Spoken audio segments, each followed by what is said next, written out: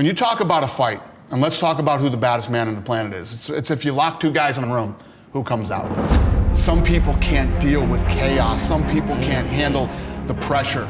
But the universe works in crazy ways. And when you figure out who you are and what you want to do, and you devote your life to it, like a maniac, like you're all in on this thing.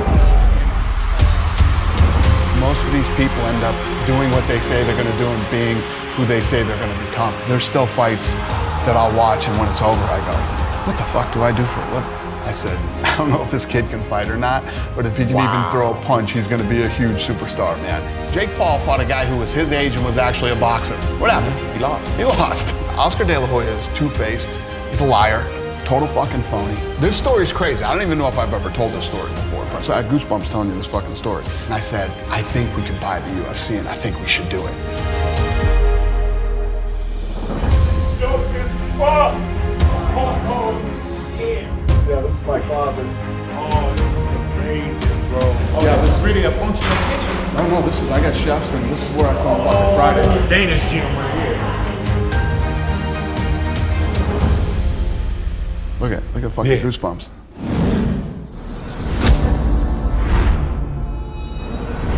Big boy off air. This is amazing.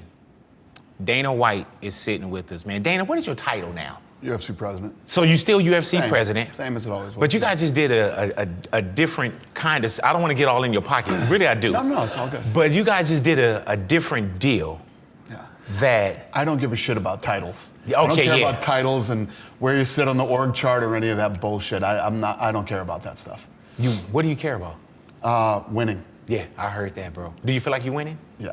Let me tell you, I walked in here and I only saw a piece. First off, where are we right now? We're in my office. So we're at UFC headquarters. Yeah. And this is my office. Your office is bigger than houses, but you worked hard to get this. That's why I never trip off for anybody that has something. I'm like, man, I can't fault you for the hard work that you've done.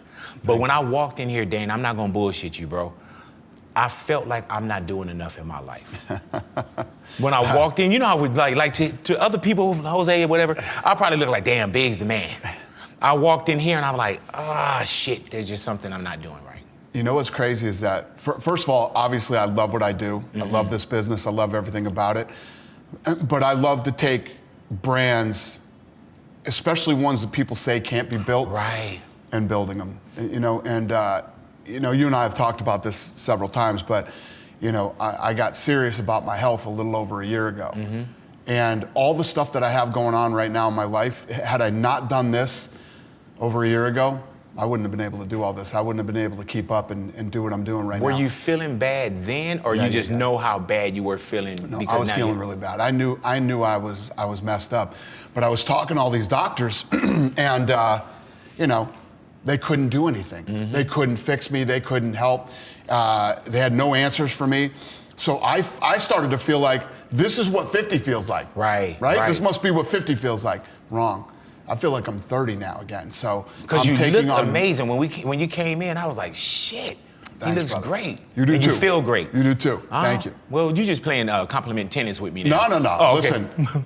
You've lost a lot of weight. You've completely changed your life. I saved my life. And you feel like you saved yours? 100%. No doubt about it. You know, when we're young, you get out there and you're aggressive, you're doing your thing, and you don't really care. Right. Then as you start to get older and you start to feel like shit, you want to educate yourself on how do I feel better? And it's not, I don't give a shit how long I live. I want a good quality of life while I'm alive. Believe me, I've seen many people like, he's 84, he's still alive. He's in a wheelchair. Yeah. You don't know you're alive. Yeah, exactly. You're like, I am? Yeah. Being alive and living are two different things. So and why did you feel it was necessary to do that? Because people would look at Dana White and think they'll say, oh, he has everything in the world. He got this.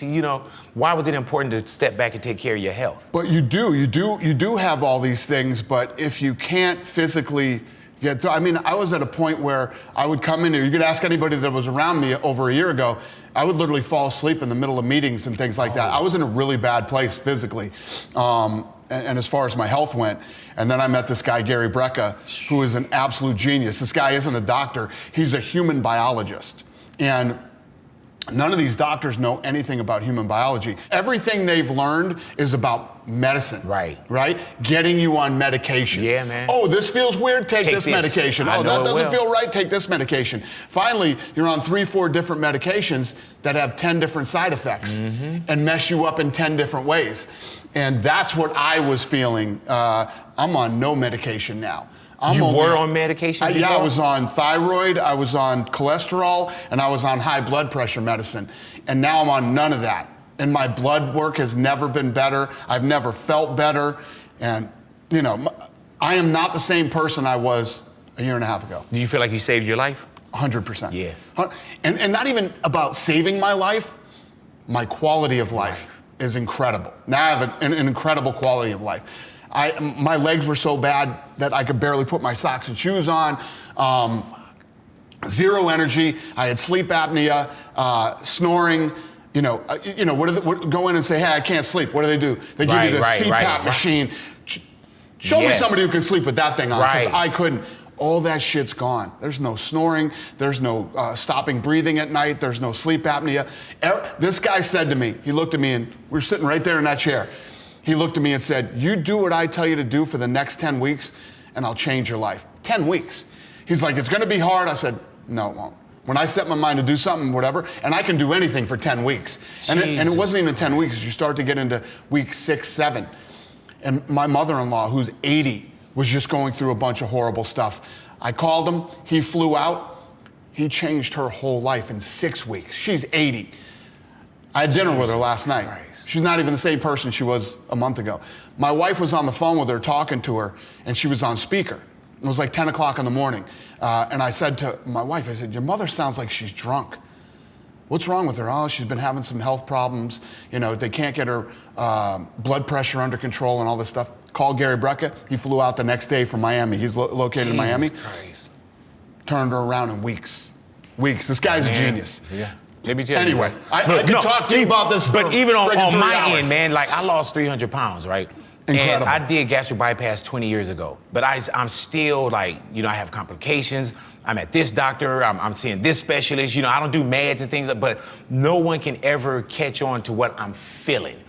I'm tired, I'm fatigued, I feel a certain way. I will never talk to a doctor about my general health ever again. If I break my arm, I'm gonna go see a doctor. If I need surgery, I'm gonna go see a doctor. My general health, never again.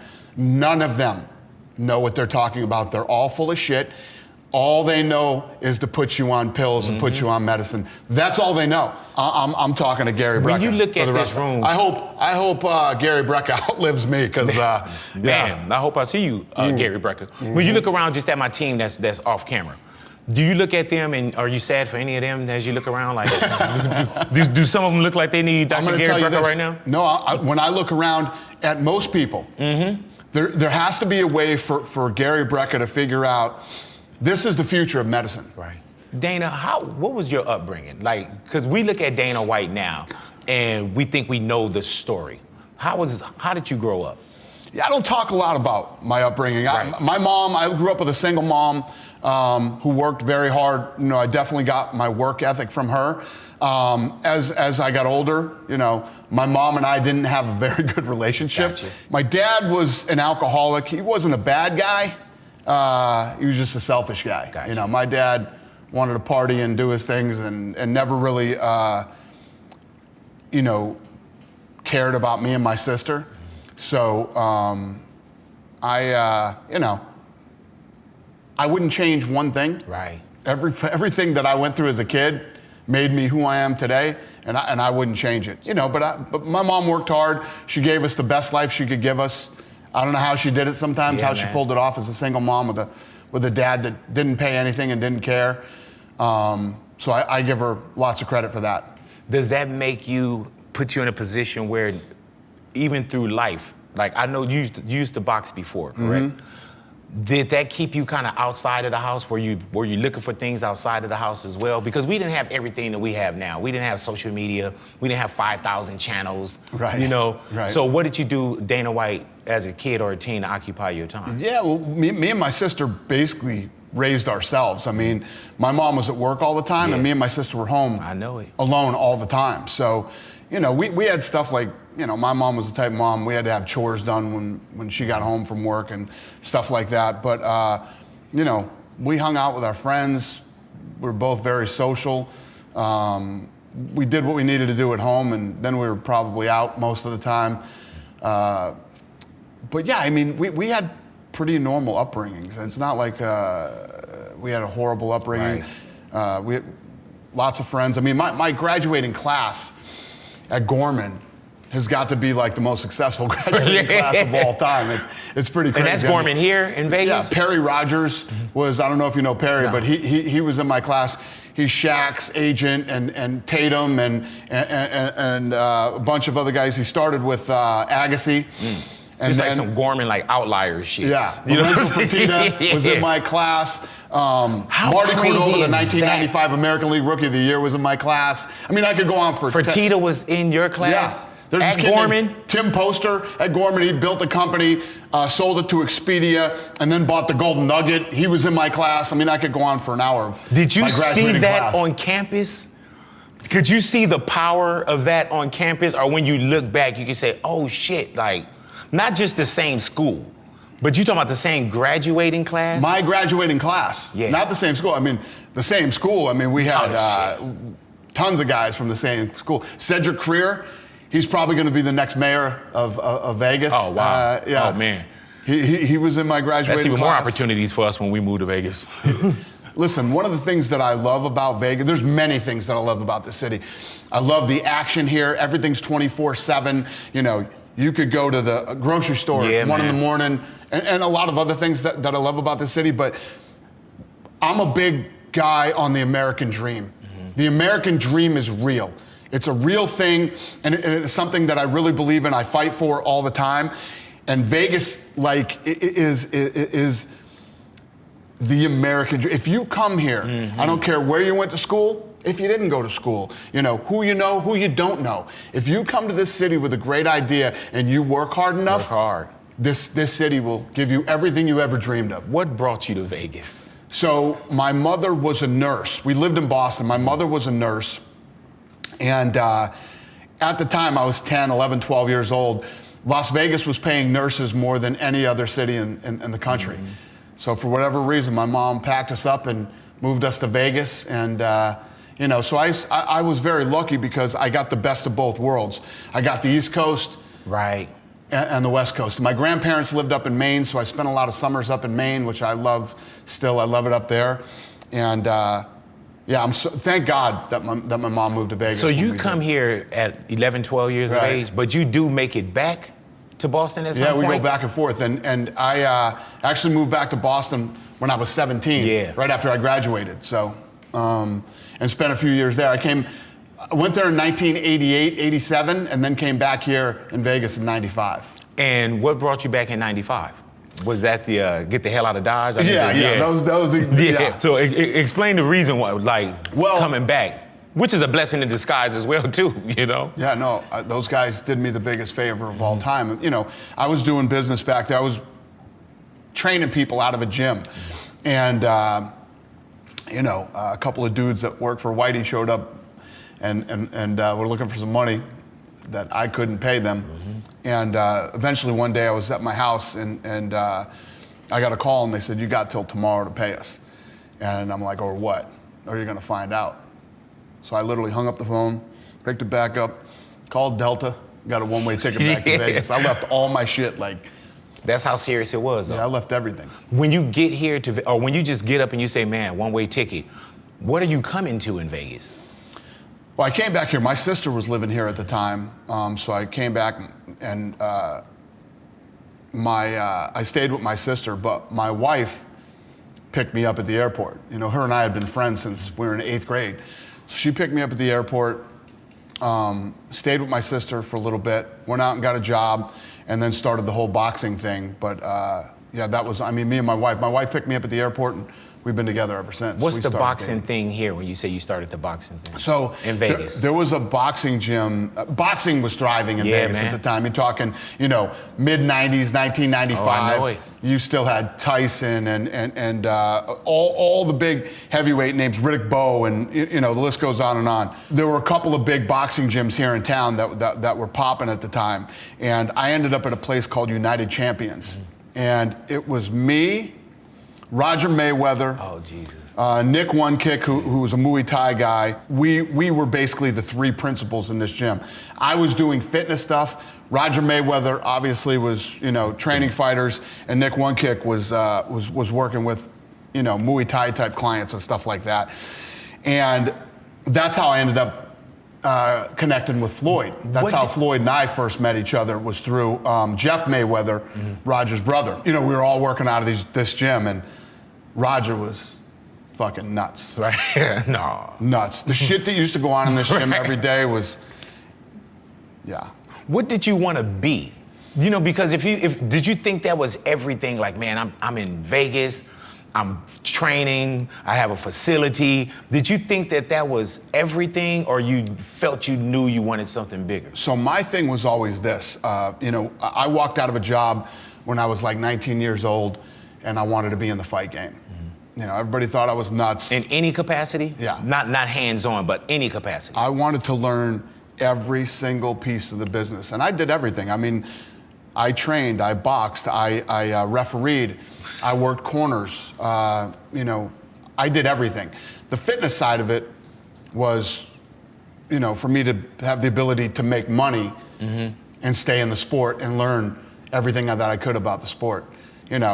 I just kept learning. It was like, some kids go to college and I'm in college for whatever major I'm in, but they don't really know what they want to do, Right. but they know they think they want to be in this. I knew from the time that I was 19 years old that I wanted to be in the fight business. So I had to go to college, and that's what I did. Did you stay in college, or? No. Like, you talking about that college? Like, that was your college? Exactly. Right. My college Tuition was... into the School of Experience. So there was a guy named Peter Welsh in Boston, and this guy was a legend. Street fighting and boxing. This was the type of dude at the time that you didn't seek him out. This is the guy you went looking for, kind of thing. But I went looking for him. I finally caught up with him, because all I had heard, this guy was like a living legend, and he's young, he's in his 20s at this time. And I sought him out, and I said, I know this is weird, you don't know me, but I want to work under you. I want you to teach me everything you know about fighting. And what's even crazier is, he took me in. How old are you at that time? I'm 19 or 20, years of or age. yeah. And he took me in, and I started working under him, and started to learn, and obviously started to meet people through him. And then the thing goes down where I come back to Vegas, and I had already been with Peter Welsh for 2 or 3 years. So I'd acquired a ton of knowledge in the sport, and then I came out here and planted my flag and started doing my own thing, and started to work my way up. And yeah. At one point, when do you know that there's something out there that's other than boxing? You know the fight game. But when you started to see this almost brawl, damn near bare knuckle thing called UFC, were you a fan early on too, before you got involved? Did you see something coming? No. I watched the first one like everybody did. Yeah. Everybody heard about this thing, and we watched the first one. And then I never really thought about it again, because I was such a huge fan of boxing, you know what I mean? A student of boxing at the time. And it wasn't until Frank Fertitta and I were out one night at the Hard Rock here in Vegas, and we saw a guy named Jon Lewis, who fought in the UFC, and he was a jiu-jitsu guy who had the only jiu-jitsu school here in Vegas. And Frank Fertitta actually said, I've always wanted to learn that ground stuff or whatever. I said, me too. I said, I know this guy. We'll go talk to him. So we went over and we talked to Jon Lewis that night, and we set up an appointment with him for Monday to try jiu-jitsu. So then we grabbed Lorenzo. Me, Frank, and Lorenzo went to our first jiu-jitsu lesson with Jon Lewis on that Monday. And after that, we became addicted to it. We literally started to train 3-4 days a week. And Yeah, then we started to meet some of the fighters, and we were blown away by how smart these guys were, and they weren't what you expected. Right. The stigma that was attached to the sport at the time, we didn't see it. It was like, these guys are college educated, they're family men, they're good guys, they're not, you know, thugs like and we you thought. look at things now, like MMA, jiu-jitsu, everything is huge now. But even when you're speaking about, there was one jiu-jitsu school in right here. Right. You know, now you pop up and it's everywhere. People didn't even know what MMA stood for back in the days. And that, how do you put so much into something that is so unknown? Yeah. Because now it's like, oh, okay, we know that now. But to just say, I love this and this is what I want to do. Yeah, so our philosophy was, we think if we do this the right way, build this like a real sport, and these are real athletes, we think this thing could really be big someday. And the question is always about timing. Is the timing right or not? And thank God the timing actually was perfect. It's the same thing that I did with Power Slap, that you see, you know, you see all these people talking shit How about do you train this thing. for that shit? We'll get to that, but go ahead. You see all these people talking shit about this thing right now? It is identical to the UFC. Like, you like, I've same been here. stuff that went on. Exactly. I've seen this. 100%. I've been here and done this before. I know exactly how this works. What about sanctioning for Let Power me tell Slap? you what happens too. Go ahead. When the media shits on something, right, and telling you this is bad, don't do it. You know, you got something. Yeah, you're like, all right, press a little harder. Press Exactly. Like, yeah, they talking shit. Oh, these are all guys that have never built anything. They nobody's ever depended on them for a paycheck. They don't understand any of it. So it's almost the exact, like if the media is like, oh, this is the greatest thing that's ever happened. It's like, I don't know. Maybe when the media hates it, you got it. You got it.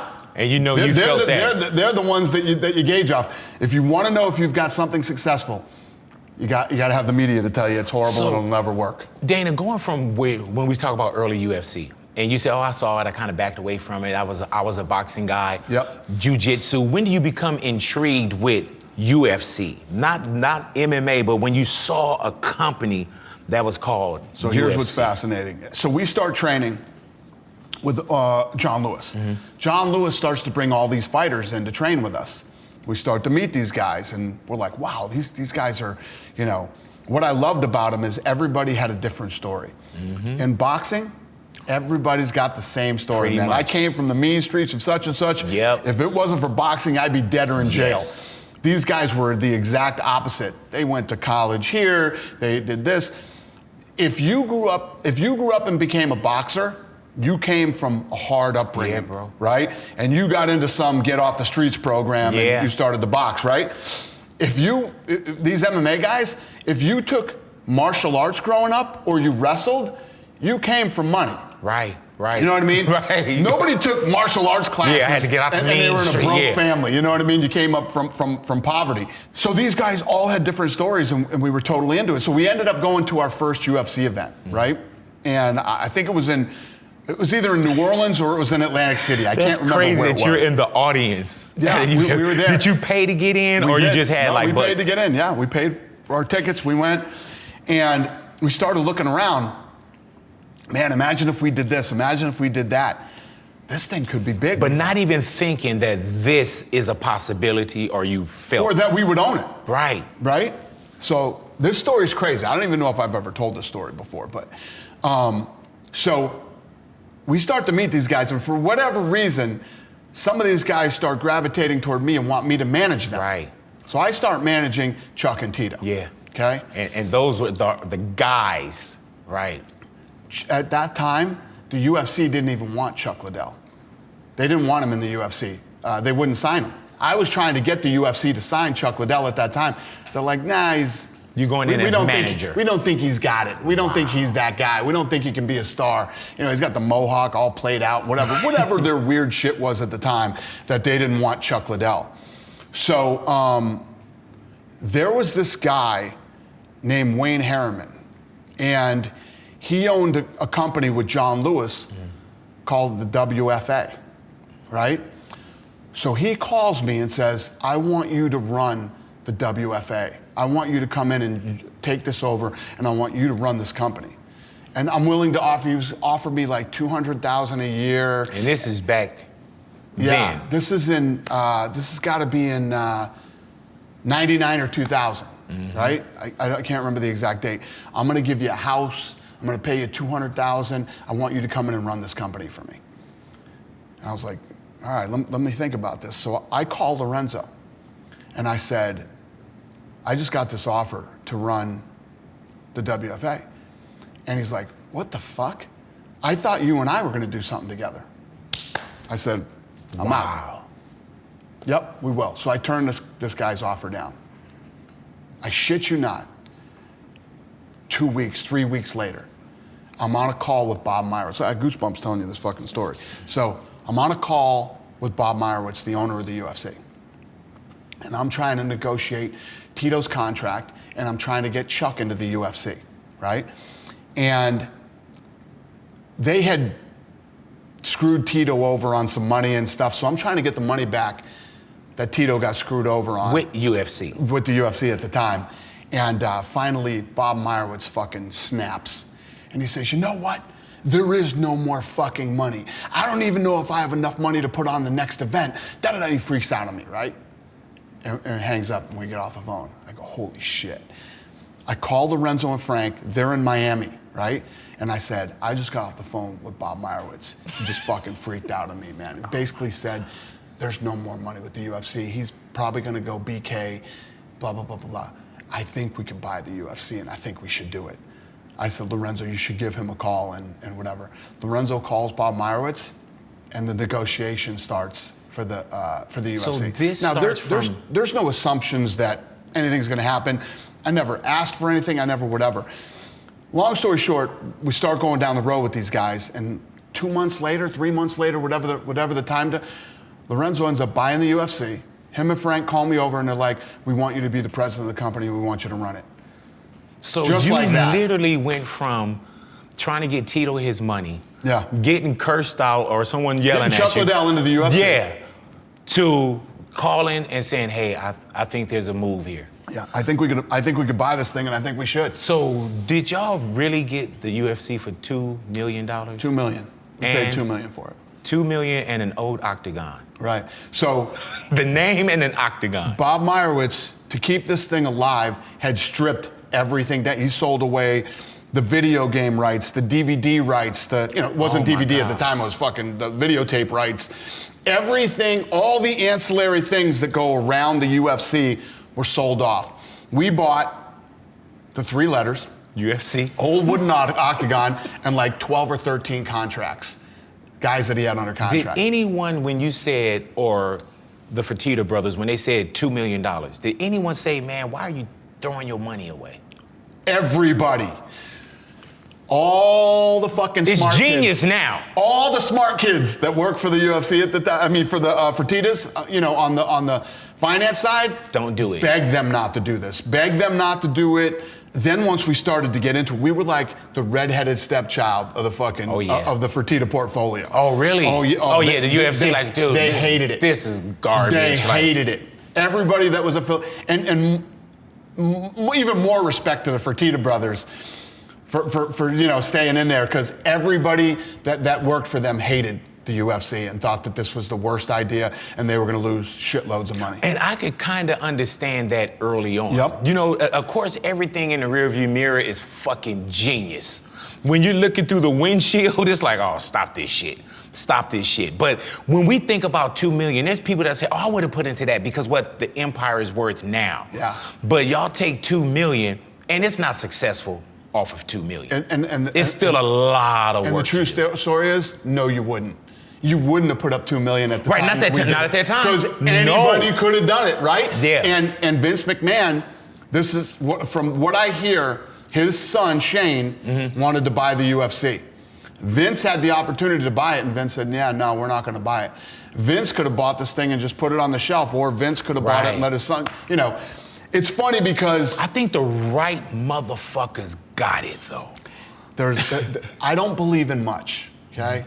I don't believe in much, but I believe in timing for some reason. I believe in karma for some reason. There's certain things that I do believe in, but the universe works in crazy ways. Yeah. We were meant to buy this, you know.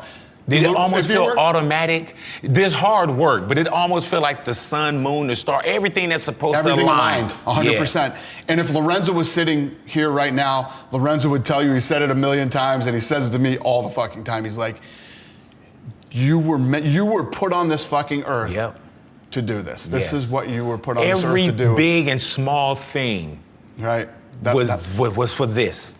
We start having a couple drinks, me and him, and we start talking about how everything just sort of aligned. So there was a point in time where I was so focused on where I was gonna go and my career, right? Wherever that was gonna take me. We could be friends for whatever. I didn't go to anybody's wedding. Right. I didn't go to anybody's. You know that point in your life when all your friends start to get fucking married? Yeah. It's like, wedding after fucking wedding after, and I'm out. Why? I'm too busy. Yeah, I don't have time for that kind of shit. What did people tell you personally? Blanket. It was a blanket fucking policy. Right. It wasn't just yours. Right. I've known you for 20 fucking years. Yeah. Love you. I'm not. Yeah, I won't be to your wedding. Send you a nice gift. Here's a. Because you were great. I'm gonna send you a toaster and a fucking blender. I'm not coming to your fucking wedding. Because you were focused. Work. This is That's it. All I gave a fuck about was work. And this is at the time where I'm in United Champions with Mayweather and one kick, you know what I mean? So there's this kid that I went to school with named Adam Corrigan. Jesus Christ, I gotta go to this fucking Gorman. Shit. So Adam Corrigan owns a bunch of bars and restaurants here in town right now, right? He was rich, I was poor. Right.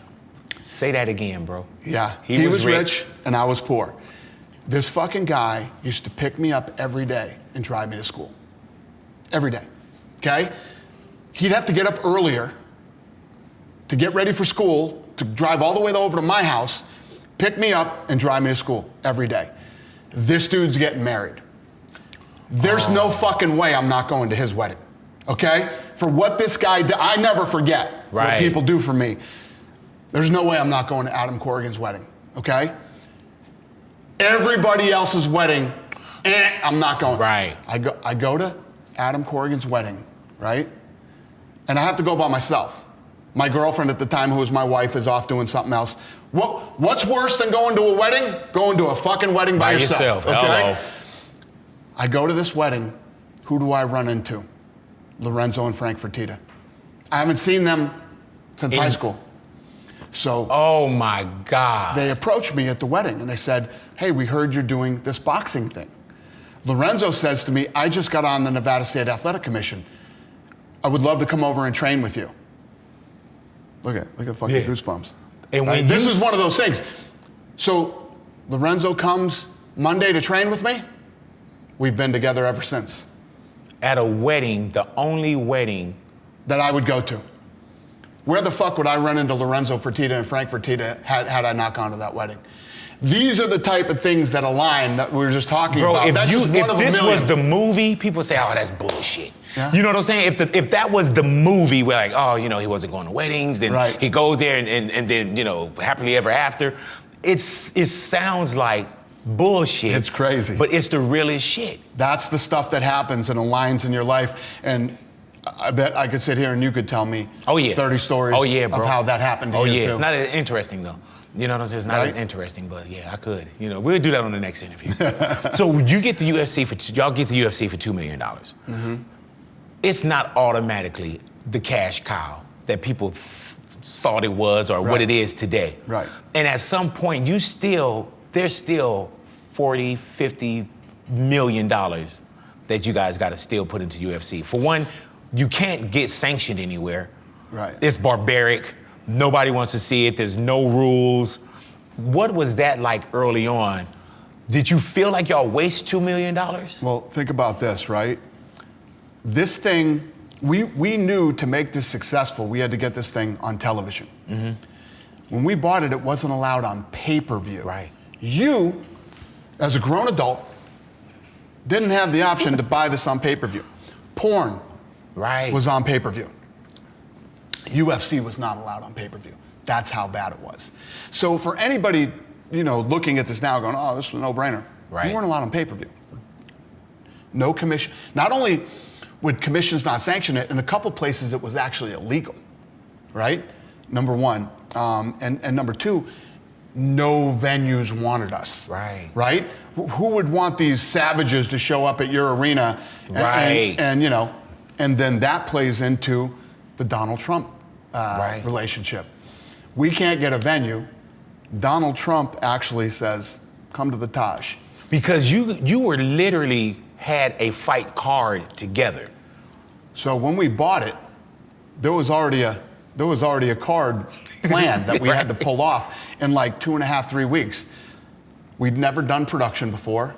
We'd never put on a fight. We'd never done any of that shit. But I knew what I wanted. I knew, I felt like I knew exactly what fight fans wanted to see, what they want. Now I needed to build it. Now I needed to make it happen. We went to the Taj. Trump cut us a deal, showed up to the first fight, stayed to the last. Both times that we put on a card there, Trump brand here. Right, at that time. UFC brand here. Right. The fact that this guy saw it from the day we did that deal with him and did whatever, every good thing that had happened to me in my career after that, we get back on pay-per-view. We end up doing a Spike deal. From there, we do a Fox deal. This guy would, there was a big write-up about us the first time in the New York Times that we ever got in the New York Times. He sent me the New York Times and it said, Dana, I always knew you were going to do it. Congratulations, Donald Trump. Sent me the paper. There's with you and Donald Trump relationship, there's something different there than political. No, it's loyalty. Mm-hmm. It's a loyal. This guy has been a good friend. He's been, a guy who did something at a time, saw something in this thing when nobody else did, and did something for us that nobody else would at that time. And what did I just tell you about the wedding? There's no way I'm not going to Adam Corrigan's wedding, right? Of course I'm going to go to Adam Corrigan's wedding when I don't go to anybody's wedding. When Donald Trump ends up calling me, he's going to get into politics and says, this is what he called me and said, if you don't want to do this, I completely understand. But I would be honored if you would speak at the, Republican convention for me. Now, before that day, look at me politically. Right.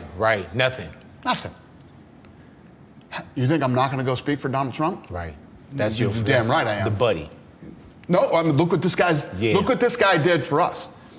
Now he calls me. I don't want to be political. I can't touch it. And I didn't show up and give a political speech. I could give a shit about the politics of everything else. I showed up and told you, this is the relationship that I've had with this guy, and this is who this guy is. And this is who this guy has been to me since the day I met him. You want to talk about a loyal dude and whatever? I can't tell you enough good things about Donald Trump. I want to get back also to this first getting the UFC thing as well.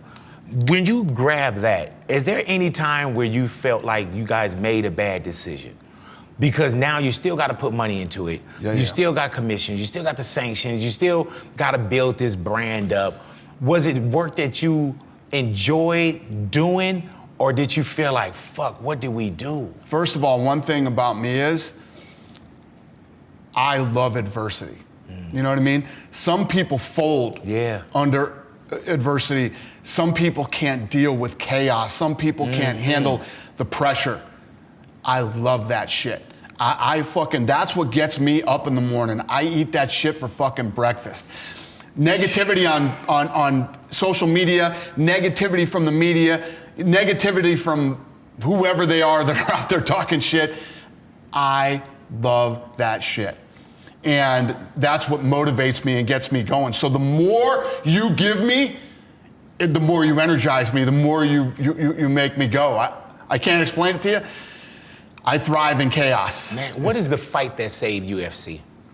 Because let me tell you this first. So we got all this shit. There was no real social media back in those days, and the media would not cover us. So this gets into how do you and I know each other, and how do you and I have this long time relationship that we have? I'll tell you exactly how. Because we couldn't get coverage from anybody, so we went out and started to buy radio. Yeah. So radio was incredibly fucking powerful at that time, right? Mm-hmm. You were driving in your cars the morning, we went in and we bought radio. So that was our social media at the time. That was our, our media. I did more fucking radio. I would like to see somebody, I don't give a shit if you're Jay-Z. I would like to see somebody that did more fucking radio than me from 2001 to 2005. And then even 5, 6, 7, I was still doing tons of radio. And I had to get up at 3:30 in the morning because I had to hit the morning drive on the East Coast. So from 3:30 in the morning till 7, 8 in the morning, I would do non-stop radio because I'd start at 3:30 in the morning on the East Coast. Then we'd work our way to the Midwest. Yeah. Then I'd be on your radio show, because there was no, so you had to wear many hats. It wasn't like departments and... Well, then the other thing was, it got to a point, it ain't like now where we're like, everybody's on fucking Zoom and doing all this shit. So we'd do the radio tour that I would buy, but then most of you guys would be like, yeah, no, we want you in studio. Yeah. I'd have to fucking fly to New York, I'd have to fly to Boston, and I'd be in a van. And we would go from radio station to radio station to radio station. Then I'd have to do the Midwest. I'd have to go down to the fucking, to the South. I'd have to go out to LA, and I'd have to do all these in studio. Yeah, we'll take you 3 on the radio, but then we need you in studio for this match. Right. So, insane. I mean, this is the travel schedule that I had. Then I'd have to go to all the fights and do all this other shit. Yeah, I was on the road. There was a couple of years there where I was actually in the air more than I was on the ground type shit. Getting it together. Yeah, as we started to get more and more fights. But we built this entire business off radio in the early days. Man, thank you for saying that. No, but it's the truth. But that's how you and I became friends. Yeah, I mean, bro. you and I met each other, and there's a handful of guys, and you're one of them, that I became really good friends with from my radio days. It's like you, Jim Rome, this guy Birdsey from Boston that had a radio show out there, and a couple others.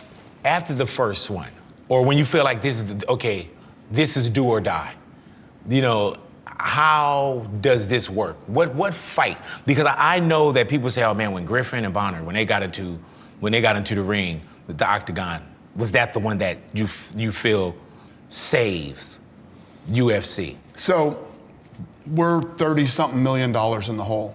I get the call from Lorenzo, and he's like, I can't keep doing this, man. We're bleeding money. I need you to get out there and find out what we could sell this thing for right now. And we're 30-something million in the hole. I go, here we go. I start making all these calls. To really sell it? Yeah. I call him back in the, 6, 7 at night. I said, 6, 7, 8 million bucks we could sell this thing for right now. 30 million in the hole. We're lucky. We're good if we get 6, 7, 8. Yeah, and you're talking, this ain't 2001, right when we got it. You're talking, this is 2004, middle of 2004. And he says, all right, I'll call you tomorrow. So Lorenzo tells this story all the time. He's like, how you're at the end of a fucking day, a lot of shit weighing on your mind. He makes this call to me, and I tell him the number. And then you wake up, they sleep on it, you wake up the next morning, literally calls me the next morning, 7 in the morning, and says, fuck it, let's keep going. So we keep going. We end up getting to a point where Spike TV. Mm-hmm. They launched Spike TV, which used to be like the Nashville network or something. Now it's going to be the network for men. Yeah. If we don't fit in this fucking network, like, where do we don't go? Fit anywhere, exactly, 100%. I mean, we would have done a deal with the fucking Food Channel back then. We would have been on any channel that we could get on. But we go out, we meet with these guys, and we pitch them on the idea for the Ultimate Fighter.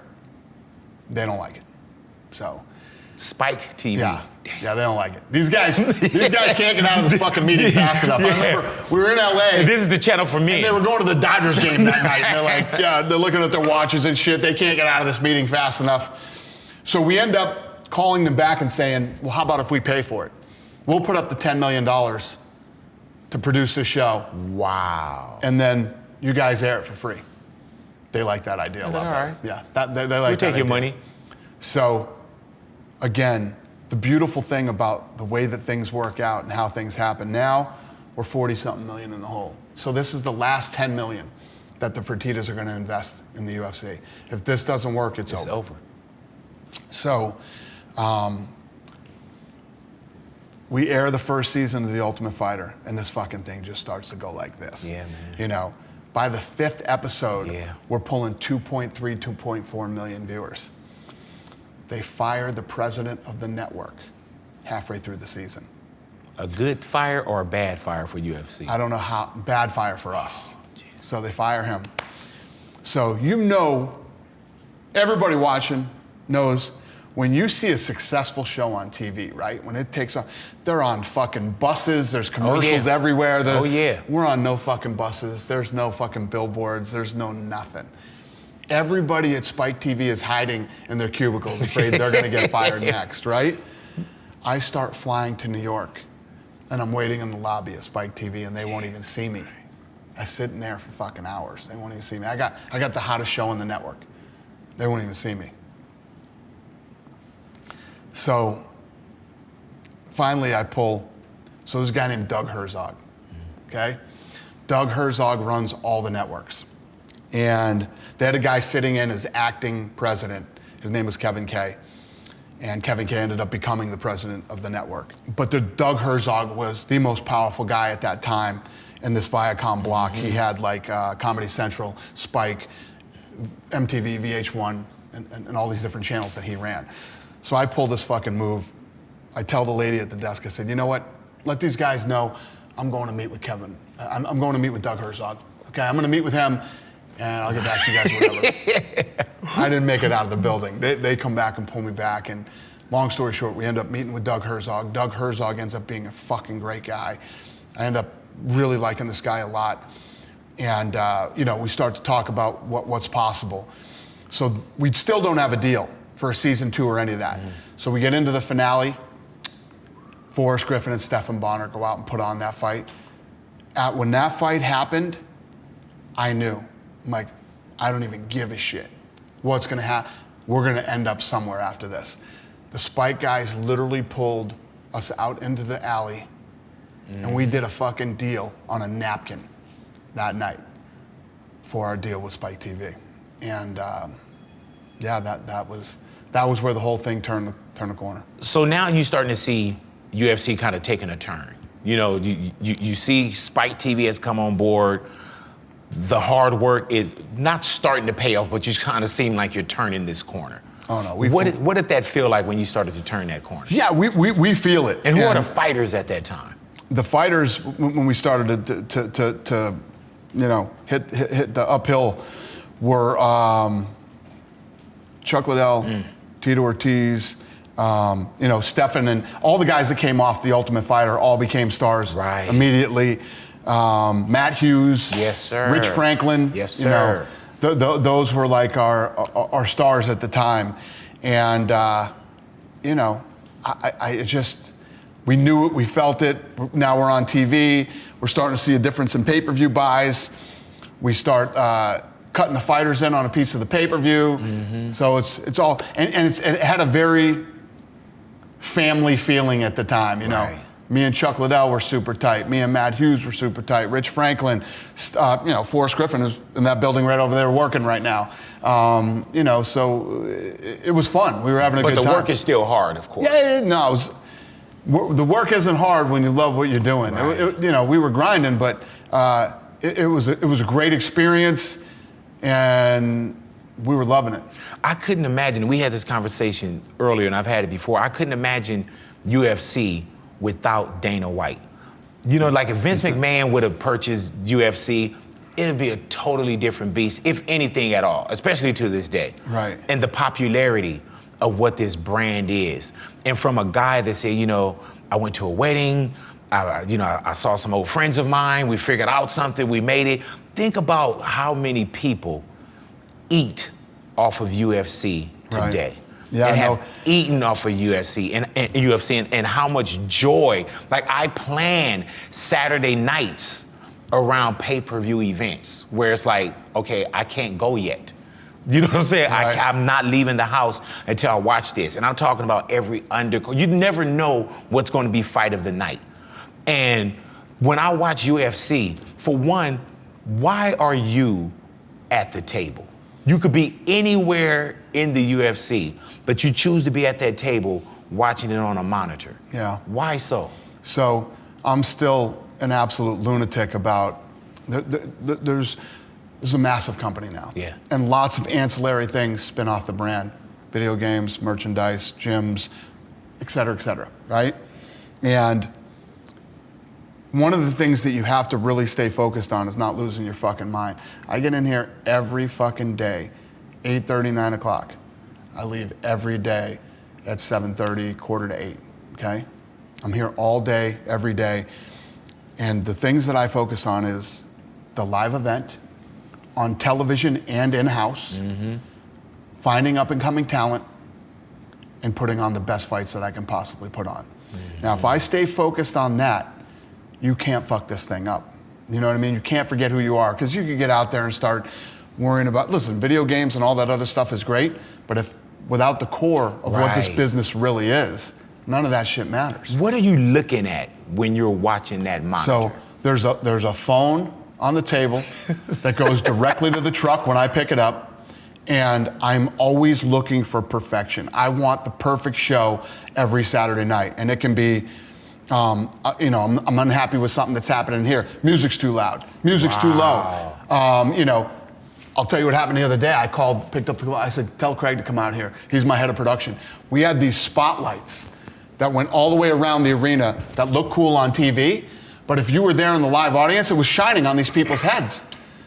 I said, these people are watching the fucking show. Why are these spotlights shining on their head during the fight? And this is already live? Yeah, this is while we're live. These are all the little details that I'm looking at during the fight. And then what's happening inside the octagon, I cannot fucking control, okay? But what's happening on that monitor, I can. Do you watch the fights? Do you enjoy the fights? Yeah. Okay. So I'll watch the fights, but you're doing everything. Everything that's going on inside the arena live and on TV. Even the experience of us having lights on our head, you're concerned about 100%. 100%. I want to make sure that everybody's experience on television and in the live event is as fucking close to perfect as we can get. When did you know or had that feeling that it was starting? Because now you will go and you'll see, not even now, you'll see stars in the audience. It's a lifestyle. It's not just guys just kind of sitting down, want to see people beat the heck out of each other. It has become popular. Right. It has become pop culture. Yeah. When did you know that was coming? Or did you see did you have the moment of, did you see who was in the audience tonight? Well, not only that, but it's like when you talk about, go on YouTube and type in fights, like street fights. They're starting to street fight like MMA now. The street fights are like MMA fights. Guys will pick them up and dump them on their head and go to the ground. Then you started to see, like, in movies and TV, right? TV shows, there was like a boxing ring and they'd always, now it's all fucking cages and stuff like that. You see it's starting to take over in pop culture. And, you know, people don't even, now, when you and I grew up, your parents would put you in karate or taekwondo or something. These kids are taking mixed martial arts now for the martial art. Yeah. So, you know, I started to see that start to happen in like 2010, 11 is when it really started to turn and take over the whole boxing. You know, boxing was pop culture, and you saw rings and they talked about boxing, and now it's all At MMA. any point when you get the UFC and you start putting money into it, did you ever think about changing the name UFC early on, or you always knew? The one thing that we knew we had when we spent the $2 million, those 3 letters, UFC. That letter. Good, bad, whatever you heard of it. Yeah. You heard of it. And then when you started to see sort of the, you know, for lack of a better term, the sloppy carbon copies coming up, when you started to see those, do you feel like we got to squash them, or they'll squash themselves because they'll never be us? No, well, listen, if you look at the ones that are still out there, I mean, they copy every single thing we do. Everything we do, from getting into the octagon, the way we do it, you know, all the stuff that goes on, they literally copy every single thing we do. And everything with UFC is beautiful, though. You see the lights, you see everything is beautiful and it's pristine and it's clean. You know, I come up also from enjoying boxing, and I would look at certain sports and I'm like, oh, look at the lighting. You know, I don't know if I'm too close to it, if I'm a production guy, but I'll look at certain things and I'm like, you know, the pickup crowd, what the audience look like, what the seating look like. Everything new that comes out that's, you know, in advance in production, we try to do new things and try to keep it fresh. If you really look at you and I coming up in boxing, the gold standard at the time was HBO. Right. They were the gold standard in boxing. But what changed in 30 fucking years of them covering? They had the same announce team, you know, same setup, same style. And the only thing that changed was HD. Right. The same shit. HBO really wasn't that good. It was the best, but it really wasn't that good. And one of the things that I really hated about HBO boxing and boxing, you know, in our heyday is the commentary. Larry Merchant was fucking terrible. That guy's fucking terrible. I mean, I'm tuning in. I idolize fucking Mike Tyson, you know? I idolized fucking some of these guys, and you would hear that even Floyd. Even Floyd. Larry Merchant gets in there and starts ripping them apart after his fight and says, if I was 30 years older, I'd kick your ass. 30 years younger. You wouldn't do shit. I'd be younger. If I was 30 years younger, I'd kick you. What the fuck are you talking about? You dementia. I mean, it just, I hated it. Right. You don't ever hear our commentators talk bad about our fighters. These guys, what these guys are doing, they're stepping in the ring, they're stepping in the octagon, they're putting everything on the line in front of the whole world to test themselves against somebody who's trained as hard and as good as them. Who the fuck are you to have anything negative or criticize what they do? You can talk about the fight, matchup styles, this, that. I hated HBO's boxing's commentary. Lampley was a fucking fool too. Guy was a total fool. I couldn't stand the whole team. So I took all the things that I hated about HBO boxing and made, you know, UFC better because of it. When you look at where it's at now, and you never hold your tongue. You know, we've seen some great fighters enter and exit. As a human being, bro, have you ever disliked one of your fighters where you're just absolutely. Absolutely. Because you're a human being first. Yeah. Right. Oh, is there anyone there's many guys that I disliked. Is there anyone that you thought like, man, I hope he get his ass beat tonight? Tito Ortiz. I mean, it was very fucking, very out in the open, man. When him and Chuck fought, you know, as the promoter, you're not supposed to have a rooting interest. I couldn't fucking wait to see Chuck whoop his ass. 100%. Yeah, no, it you know, especially. That's the realest shit, though. At such a critical time in the sport's development and in the development of the UFC, there are probably two guys that absolutely tried to destroy the company at that time, and it was Tito Ortiz and Randy Couture. Really? 100%, yeah. Two of the worst guys to ever fucking deal with. But you had a relationship early on with Tito Ortiz because you managed him. 100%. So that went from sugar to shit? It did. And so when you were like, man, were you vocal about I hope he lose, or could we just tell? Did I miss something? No, I don't think I was ever vocal about it. You know, it was a lot of behind the scenes stuff with me and him. Here's the problem with Tito. And Tito's just a really dumb human being. He's not intelligent at all. He's very, very fucking stupid. Okay, let's start there. And I mean, look at him speak publicly anytime. Look, Google Tito Ortiz talking, okay? You know, and I don't have any beef with Tito anymore. And Tito, I can you tell. know you're fucking stupid, Tito. You know you are. So Tito we'd be coming up to a big fight that was on Saturday, right? Deals have been done for months. Tito would call and say, I'm not going to show up unless you pay me another $150,000 or whatever the number was. He would do this on the regular, you know, and I would go fucking crazy, and we would, you know. But these are the kind of, Tito was always the type of guy that would step over dollars to pick up dimes, okay? Wow. Because he thought he was smart, but he was the complete opposite of smart. He's not a smart guy. So he destroyed what could have been an incredible relationship because we loved Tito at the time. Right. You know, Tito was our guy. Tito was my guy. Frank and Lorenzo loved Tito. And, you know, he absolutely destroyed a relationship that he could have had for the rest of his life over nickels. Nickels in the big picture. Chuck Liddell was the exact opposite. Chuck Liddell still has the relationship. You know, we still take care of Chuck Liddell. We still do good things for Chuck Liddell because Chuck Liddell is a good person. Right. He's not stupid. He's very smart, actually. And, you know, when you're in a business type relationship, it's not always perfect. Right. It's not always whatever. Sometimes there's hard feelings about certain things or whatever, but loyalty is a big deal. You know, loyalty is a big deal. And loyalty goes both ways. Not a one-way street, loyalty. Loyalty is a two-way street. And, you know, we've had a lot of those great relationships with a lot of these guys and girls. Ronda Rousey relationship. You know and with what I mean? Ronda Rousey, at one point, you probably didn't see women in UFC. I mean, there's a famous TMZ clip where I said women will never fight in the UFC. And you have to understand at the point in time when I said that, we were trying to get people to accept men fighting in a cage. Right. Women? Yeah, no way. Will you pull up YouTube on your phone real quick? I want to get this in the show. Listen to the commentary. As he heads toward the same ring, he made his disgraceful exit in June of '97. The crowd revved up. His disgraceful exit. Tyson entering to some scary, imposing music. Fucking pussies. Scary.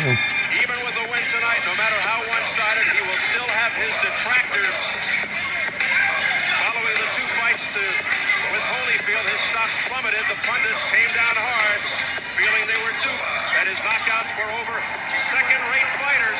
Now the crowd... All he does, They said all his knockouts were over second-rate fighters. 100%. So, I just paid back then, $30 fucking or whatever, sitting at home, and I fucking love Mike Tyson.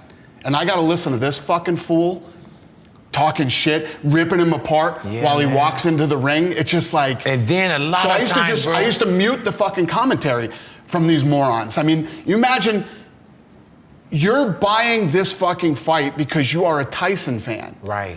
And you got to listen to this bozo who knows nothing about fighting, knows nothing about, when you see Mike talk about where he comes from and what's going on in his life and all these other things that are happening with him, right? This is what you're going to get while you're walking into the ring. You made a conscious decision, an effort to make sure that your guys didn't do that? Listen, that's not what we do here. Your personal opinion of Mike Tyson or Jon Jones or fucking Connor McGregor or any of these guys that are walking into the... We don't want to hear your fucking shit. You're there to be an analyst about the fight. Here comes Mike Tyson.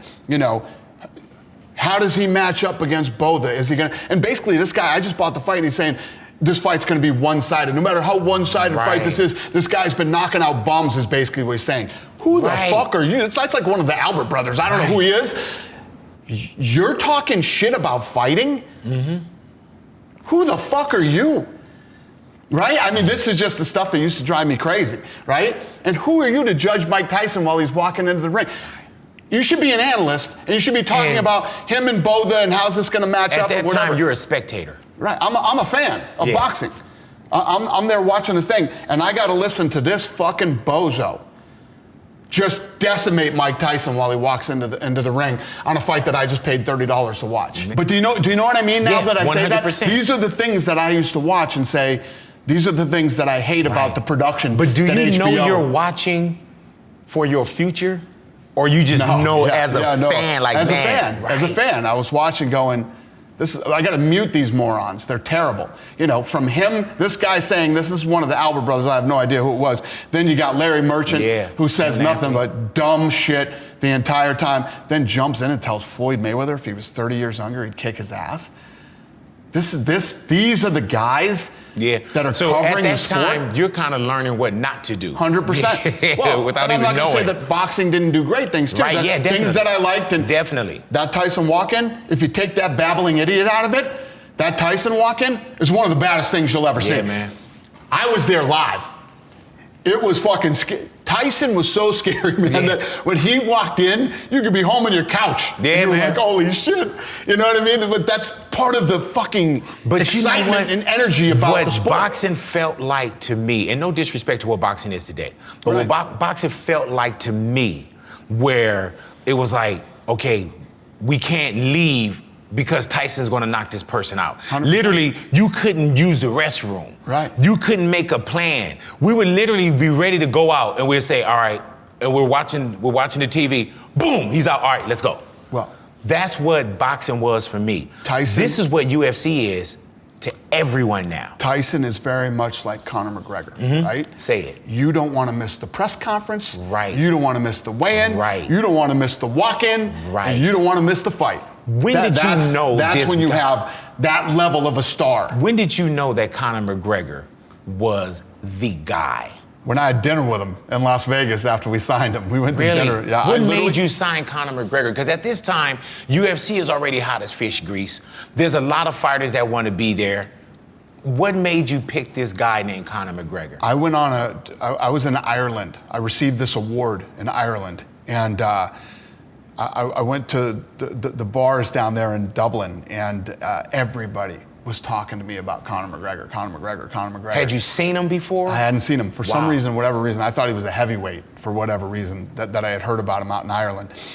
I got back and started talking to the matchmakers, and Sean Shelby, one of our matchmakers, had already had his finger on the pulse of Connor McGregor and knew what was going on. So they signed him. Connor came out here. He and I went to dinner. When I left the dinner, I called Lorenzo. I said, dude, I don't know if this kid can fight or not, but if he can even throw a punch, he's going to be a huge superstar, man. You see Connor when he interacts with people and everything, the energy, the excitement, you knew Connor was special. And again, Dana, that sounds like the no-brainer when we see what Connor is and what we've seen from Connor. But just sitting down with a guy that didn't have the beard, probably didn't have all the tattoos, didn't have the wins, didn't have the accolades. Yeah.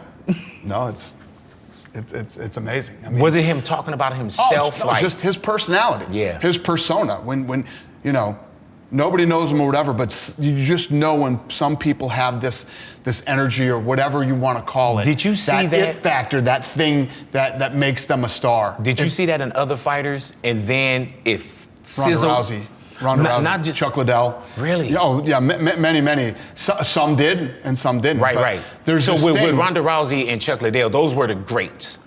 But did you see something where you was like, man, this is the person, this is the guy, this is the girl, and then it just went from like, I'm gonna get into this weird shit here, but after like the last year and a half, with this whole health thing that happened, I come off like a hippie sometimes, which I used to hate this shit. But there's this thing about people, and they talk about manifesting. It's fucking real, man. Manifesting is real.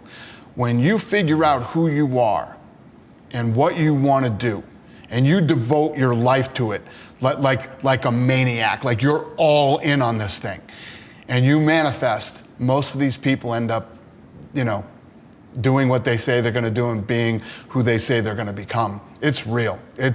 And there's no excuses. There's no fucking days off. There's no, not willing to grind and, everybody's against me and this didn't happen for me because of this and that and all this whining and pussy ass bullshit that a lot of people do these days.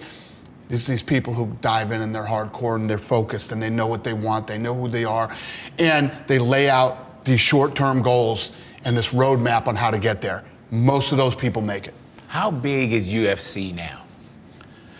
And is it getting bigger? One of the majors now. Yeah, we're one of the major sports. Right. And when you say one of the majors, you say sports. Yeah, in all sports. Right. There's two sports that are global. Two. That is? Soccer and us. We're global. I mean, we're in every country all over the world. We can get an athlete from anywhere in the world. We're now just really starting to kickstart Mexico. We're opening a performance institute down in Mexico City here in October. And I'm going to open a performance institute in Africa. I got one in China right now. Oh, my God. Going to open one in the Middle East. And even with the Middle East, bro, when we were sitting down and the world was on lockdown, for the pandemic, with coronavirus, with COVID, you still gave us UFC. That was the only kind of normal thing that we still had when you went and said, all right, you know what? We can't get it out here. Let's go to Fight Island. And you built a brand that kept us with something that felt normal. Yep. Were you missing the contact and the sports, and you also did it for you? I did it for a lot of reasons. There was more than just one reason. First of all, and none of it was political. Everybody wants to turn everything into politics. None of what I did was political. I didn't get it. Mm-hmm. I couldn't wrap my head around the whole COVID thing. Yeah. I was like, wait a minute, if this thing is this bad, as they're saying it is, we're all dead anyway. Are we gonna hide from a fucking virus? Come on, man. How's that even? You could go in a restaurant with a mask on, sit down, take your fucking mask off, eat, and then put it back. Just a lot of little fucking details like that. My thing was, and I'm telling you, I stood in line with it too, Dana. Almost hypocritical. I stood in line with it. But I would tell people, I'm like, okay, so 6 feet, we're good. Then if I step closer to you, I'm in the danger zone. Right. 7 feet, I'm fine. And that's the same thing. We would say it all the time. Like, man, and now as I look back at it, I look at like, damn, there was a lot of shit there. But you saw that early. It's fucking silly when we look back at it now. People are spraying their fucking shit that came in, spraying their groceries. I was literally taking Lysol and wiping my groceries down and everything. We can't go to work. Right. But we can protest. Right. We can all get together in a fucking protest, but we can't go to work. We can't do. I could poke fucking Swiss cheese holes in the whole fucking thing, right? Then every time you try to, well, let me tell you this first, what I'm looking down the barrel of, okay? I'm on ESPN, right? All sports are fucking stopped, right? How's this? ESPN is a fucking sports network. How is this going to affect ESPN financially, right? So at some point, no matter how long this thing lasts, because they kept pushing it back, looked like this was going to last a minute. Right. Is this virus just going to fucking disappear in 3 months? No, that's just not. It's literally common sense. It doesn't make sense, right? And somebody at ESPN at some point is going to say, we need to start making some hard decisions here. Okay, so let's sit down and let's take a checklist of what we have. We have the NFL. That's not happening. We have Major League Baseball. That's not happening. We have the NBA. That's not happening. We have the NHL. That's not right. happening. We have UFC. Not happening. And we have where they throw the fucking bean bags. Right. Okay? Fucking beanbag game, whatever that is, right? Yeah. Who's going first? What is that, corn? Me and the cornball? Me and the beanbag fucking guys are going first, okay? Let's just fucking set that. Right. So I'm like, yeah, I have 450 employees that I have to take care of, who have families that they have to take care of. And I've been building this sport for 23 years. And I'm not afraid of this thing. You know what I mean? And I'm not laying off one employee. I heard that. Right? So a lot of these people in this building have been with me for 15 years or more, right? And the UFC, we've sat here and talked about this for an hour, has been a rocket ship of success since 2005, right? And I'm always telling them, I love you guys, this and that, we're a team, this, that. The first time the shit hits the fan, I'm gonna start laying you people off. In the scariest time in the history of the world, This whole ship goes down and we all go down together, or not at all. So I start looking, why can't I get an island? Why can't I take this thing somewhere in the fucking desert somewhere and we build a true bubble in the middle of a fucking forest? This is the way I'm thinking. The other thing that I'm thinking is I'm very close to the royal family in Abu Dhabi, right? They're testing in Abu Dhabi. Why can't we test? How come there's no tests here in America, but they're testing in Abu Dhabi? Well, it's a money issue. It's not a we can't issue. So this is how loony I am. I'm literally, I could show you, when I walk you around after this, I got a huge space over here that still isn't built out yet. I'm gonna build a lab and I'm gonna hire scientists. I'm gonna get scientists in here and we're gonna figure out how to test. That's where I'm at. I'm not thinking, oh my God, let's hide. I got a really nice fucking house, brother, and I'm good. Right. I can go hide. Right. Yeah. I can hide for a very long time and be good. My employees can't. They can't. Right? My employees are fucking scared, am I gonna not get paid? Some of them have kids. Yeah, real life Some of them situations. are getting COVID. This type of shit's happening. Not on my watch, brother. We're in this together. So we were only off for a few weeks. Every week I would send out a video to my employees. I don't know what's going on. I know this is scary. If you or anybody you love gets sick, make me the first fucking phone call. We'll get you taken care of. We'll get you into a doctor. We'll get you taken care of. If you need groceries, this sounds ridiculous now, but if you need toilet paper was a pretty big deal back then. Yeah. We'll get you whatever you need. This is what I was telling my employees, right? We're together. We're gonna get through this together. So, meanwhile, all these other companies are looking at their bottom line and fucking whacking everybody. Laying all their people off, see you later, whatever. So when I figured this thing out finally, not me and my team figured this thing out. So we're going back to work, everybody. And guess what my team did? They fucking jumped up and they went back to work. There's people today that still aren't at work. There's people today that still aren't at work. Say less, I know. Yeah, so through this experience and through this time, me and my team have become closer than we ever were. It's easy to sit around and talk about, you love your employees and you care about your employees. Right, show it. And then there's a time, it's just no different than friends. Mm-hmm. Hey, a good friend, and then when it's shit hard, hits the fan and you need something and you're going through some hard times, who's really there for you? That's when you find out who's who and what's what. You know what I mean? And that's what happened here at the UFC. Dana, we're starting to see a lot of MMA fighters, or a lot of MMA boxing matches now. Yep. You'll see the Jake Pauls of the world, Silva, McGregor, Mayweather. Mm-hmm. How do you feel about that blend? Well, I hate it. Right. The McGregor-Mayweather thing happened because it got so big. It had to happen. It had to happen. But even though it had to happen, everybody knew what the result was going to be. Why? Because one is a mixed martial artist and the other is a professional boxer. Let me ask you this.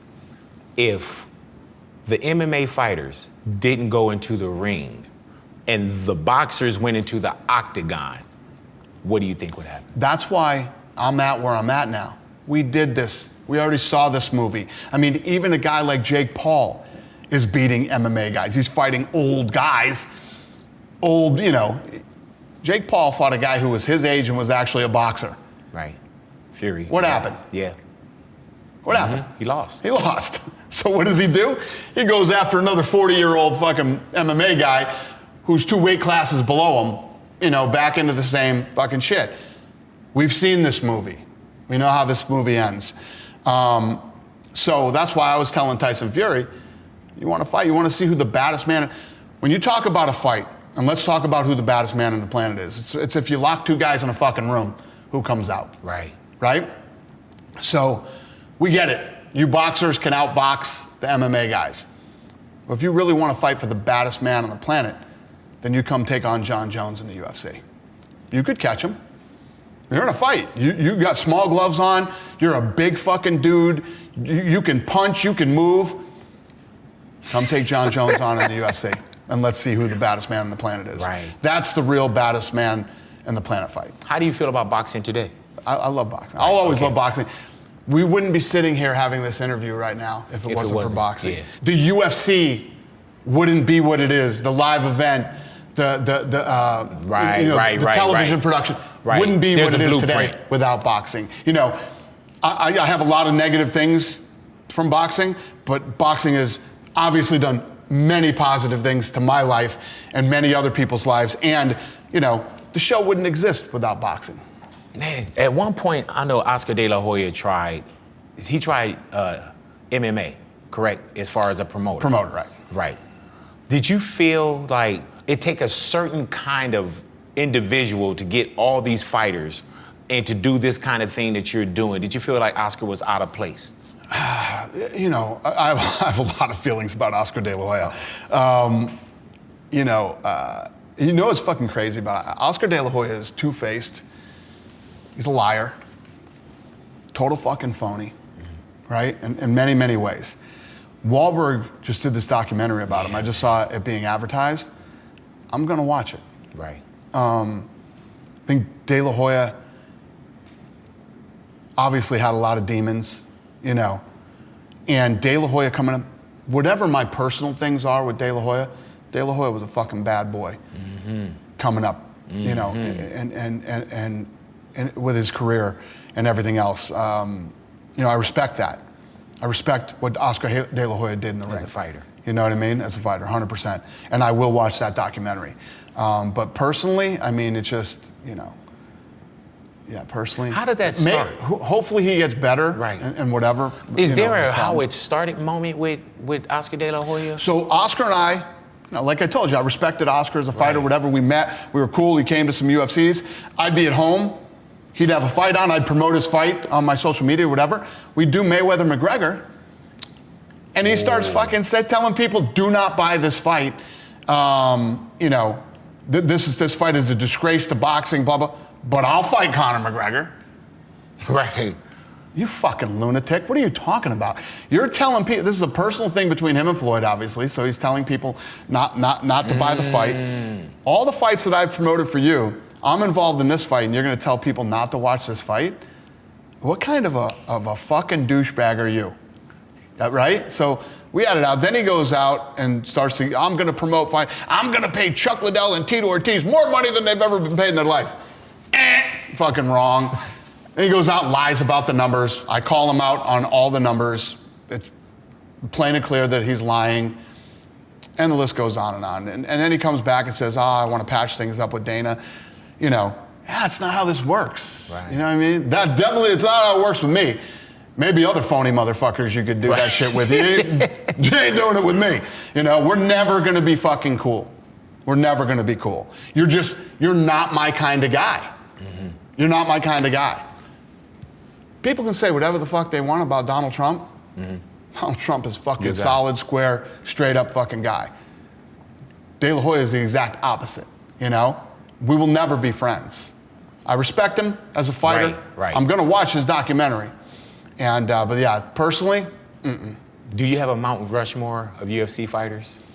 Or It's is so hard. that hard for you? Yeah. It's so hard. Yeah. There's been so many great fighters and so many great fights. And I'm pretty sure you've been asked that many a times, because I get asked, who's your favorite guest that you ever interviewed? I'm like, I can't do that. When you look on the women's side, you have to, Ronda Rousey Right. is the Mount Rushmore man. But when you look at Amanda Nunes, Yes, man. and what she's just accomplished, she's the greatest female fighter of all time. So how's she not? Is it on there, hard too? when you see someone There retire? is no Amanda Nunes without a Ronda Rousey. Right. So to make a Mount Rushmore, and you could say a lot of the same things about a lot of the guys. Is it hard when you see someone retire? No. People always think that that's, oh my God, you're going to lose them. It's the game. Right. It's right. every game. You know what I mean? Michael Jordan left basketball. Right. Right? And it still I forgot goes. how much I loved Michael Jordan until I saw The Last Dance. Right. I like killers, man. Michael Jordan was a killer. A killer. Have you seen a knockout that hurt you? Yeah, I've seen a few knockouts that hurt, yeah. The Ronda Rousey knockout hurt. Oh, yeah. You know what I mean? And Holly Holm is one of the sweetest human beings on planet Earth. Yeah. I love Holly Holm. How do you separate that? It's hard sometimes, Right. you know? Still? Oh, yeah. And the other thing is, you know, one of the biggest focuses that we have here at this company is health and safety. Right. We spend tens of millions of dollars to make sure that these kids are safe as it could possibly be. And, you know, there's still fights that I'll watch, and when it's over, I go, what the fuck do I do for a living? This is crazy. This is madness. You know, Brandon Moreno the other night with Pantoja. Yeah, man. Right? That was a hell of a fight. We sent them both immediately to the hospital. You don't do interviews, you don't stop, you don't do this. You go straight to the hospital. We sent them both immediately to the hospital to make sure that they were okay and safe. You know, but yeah, I see some of these fights and it's crazy. We've talked about UFC, man, and I said, what's the future in Power Slap? And you said you've seen this. You've seen this movie. You've had a chance to rewind it, fast forward. Like you've seen this with UFC. Right. The negativity on Power Slap. And anytime something new comes along and something's different, you know, you have a segment of the population that hates it, wants to kill it, especially the media. The media, they're the worst. Yet they're the best at the same time. And one of the things when you have negativity about an idea or a product or whatever, the one thing that you always have to remember are there's 8.5 billion people in this world. You might like it, but you, and you love it. I don't need everybody to love it. I only need some people to love it. Everybody doesn't have to love it. And when you have people who hate it and people who love it, you couldn't have a better scenario than that. And then we can't take our eyes, even if you hate it, you can't take your eye off of it. This thing, I have this whole new philosophy. Social media and this thing right here is the future. Jesus. This is where everything's going. The media, you see it right now. They're two different things. There's two of the most hated people on planet Earth right now are politicians and the media. Right. Yes. Because they're looked at, they're trying to divide us, they're lying to us, everybody's catching on and everybody's starting to get it now, right? We didn't get it 2.5, 3 years ago. Everybody's starting to get it now. So I am only focused on social media. I don't give a shit what the media does. I don't care what they do, what they say. They don't matter to me. Yeah. They're not as powerful and they're not as influential as they think they are. If they were, the UFC would not exist today and Power Slap would definitely not exist today. And it's the exact opposite. This thing is 6 months old, right? Let me throw some of these social media numbers at you. So with Power Slap 2, the second one that we did, it was Power Slap 2. Power Slap, our second event, right? First event killed it. Off the charts. You know, we did 3.2 million viewers on Rumble. Right. Okay? For Power Slap 1. Christ. When you think, to put that into perspective, it's hard to even put into perspective how big that is, right? So we did it once. Can you do it again? Right? So we go into the second one. During the same time period that the NHL was in the middle of their conference finals, right? Total video views over 1 million. The NHL did 6.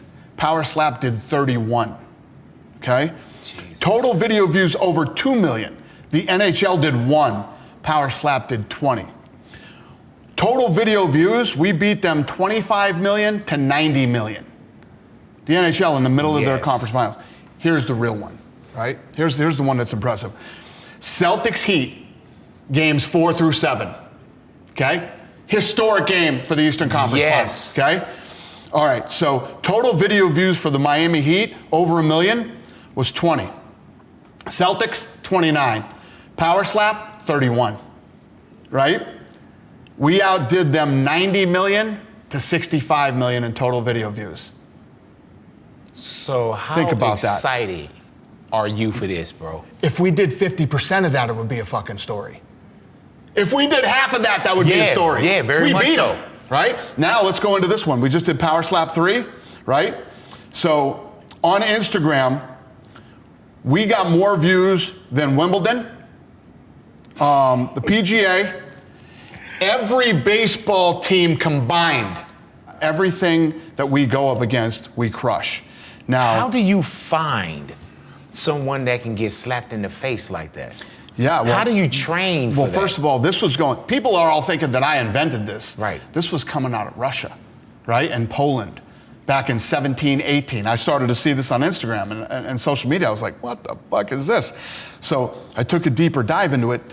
It looked like it was filmed on a flip phone. It looked like it was in a barn somewhere. And they were doing 350 million views on YouTube. I'm like, that's a Justin Bieber video. Off air, thank you, brother.